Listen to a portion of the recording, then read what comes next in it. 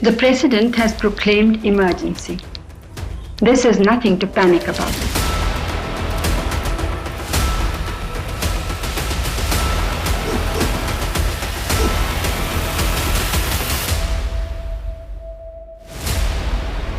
जून 1975 की मध्य रात्रि में तत्कालीन प्रधानमंत्री और कांग्रेसी नेता इंदिरा गांधी द्वारा थोपा गया आपातकाल स्वतंत्र भारत के इतिहास में एक काला अध्याय के समान था।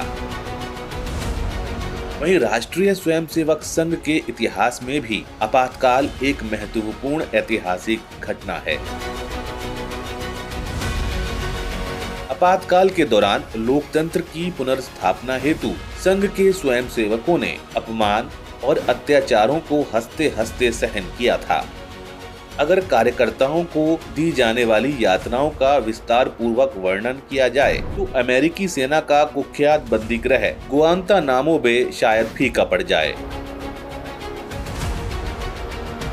पुलिस द्वारा कार्यकर्ताओं को दी जाने वाली यातना थी उनको नग्न अवस्था में सबके सामने घुमाना और कई कई दिनों तक ऐसे ही नग्न अवस्था में रखना ताकि उनकी मान मर्यादा का गला घोटा जा सके। पुलिस द्वारा स्वयंसेवकों पर सुलगती हुई सिगरेट शरीर पर बुझाना, घंटों तक दोनों हाथ पीठ के पीछे बांधकर लटकाए रखना, नाखूनों को खींचकर निकालना आदि न जाने कितनी अमानवीय और क्रूर यातनाएं स्वयंसेवकों को दी जाती थीं।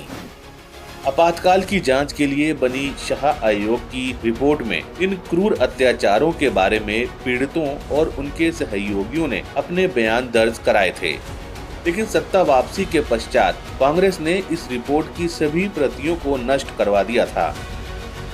हालांकि नियति को कुछ और ही स्वीकार था और इस रिपोर्ट की एक प्रति मिल गई, जिसके बाद यह रिपोर्ट पुनर्जीवित होकर सबके सामने आ गई।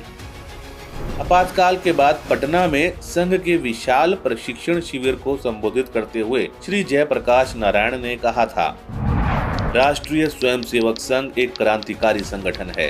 देश का कोई भी अन्य संगठन इसके आसपास भी नहीं आता। इसके पास अकेले ही समाज को बदलने, जातिवाद को समाप्त करने और गरीबों की आंखों से आंसू पोंछने की क्षमता है।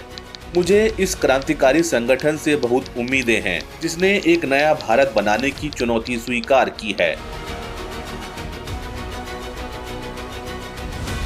इसमें शंका नहीं कि संघ और अनुषांगिक संगठनों के स्वयंसेवकों को इस कालखंड में अनेक कठिनाइयों से गुजरना पड़ा हो, लेकिन इस ऐतिहासिक कालखंड ने यह सिद्ध किया है कि संघ का लोकतंत्र में दृढ़ विश्वास है, जिसके परिणाम स्वरूप इसकी सर्व स्वीकार्यता नए स्तर तक पहुंचने के साथ निरंतर तेजी से बढ़ती जा रही है।